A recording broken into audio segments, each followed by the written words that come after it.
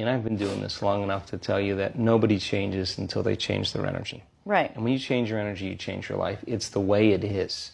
So when you stop using your enemy to reaffirm your addiction to hatred, when you stop using your best friend to reaffirm your addiction to suffering, when you stop using your Facebook to reaffirm your addiction to insecurity, when you stop that whole process and you start going inward and you're no longer relying on those outer things to create those emotions, and you start creating those inner emotional states, you start changing your energy. Now, whatever is no longer a vibrational match between you and that past, present reality is going to fall away. Right. They're just going to spiral out because you're no longer putting your attention on them. In other words, the stronger the emotion you feel with some problem in your life, the more you give it your attention. Where you place your attention is where you place your energy. You're giving your power away, your life force, your energy to heal to that person or that problem. Lower the volumes of that emotion, you take your attention off that person, you're calling energy back to you. And you're building your own electromagnetic field. We've seen the evidence of that in many events, because when people start overcoming themselves, the first day, not always, but the energy of the room will drop. Why? Because they're drawing from the field to build their own field. Now, when they build their own field the next day and the fields start interfering with the people next to them, whoop, the energy in the room just keeps going up, right? So now, there's no longer a vibrational match between you and your coworker, you and your job, you and your boss. Be prepared. Because that old known thing is going to fall away because you're no longer emotionally and energetically connected to it. Right. So then when you get in that state, it's not a time to try to put it back together. Because at the same time these things are unraveling and they're moving towards chaos, and chaos is just unpredictable order. Right. It's novelty, the newness of an experience that you can't predict is chaos.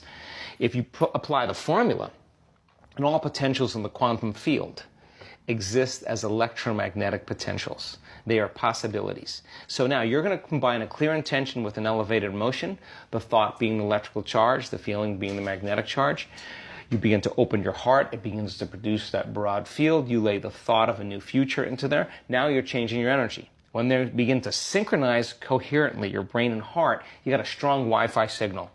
Because now you're putting out a very laser coherent signal. When there's a synchronization between your energy and that potential that exists in the future, but it really exists in the present moment, because that's where they exist in the quantum. Now you start to see synchronicities in your life because you're synchronized to a future, and they come as opportunities. Wow, that was kind of cool. And those are breadcrumbs from the field, like keep going, you're on to something. So the problem is that people, they do it and then they get up and then they react in traffic, or they get frustrated and they start feeling the emotions of the past. Why are you talking about me? They start feeling the emotions of their past, and you know what happens?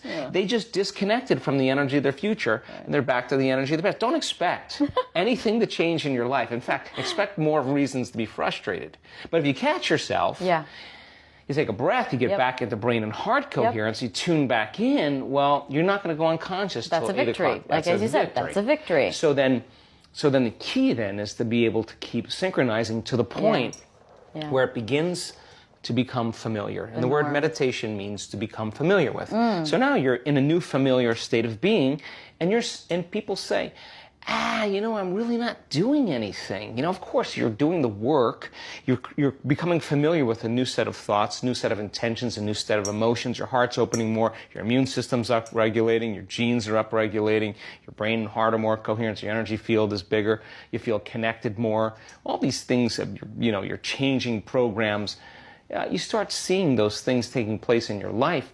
You're going to want to do this, right? It's not going to be effort. 100%. Now, live by the hormones of stress. The hormones of stress cause us to draw from this field and turn it into chemistry, heightens our senses. We become materialists. We narrow our focus on the cause.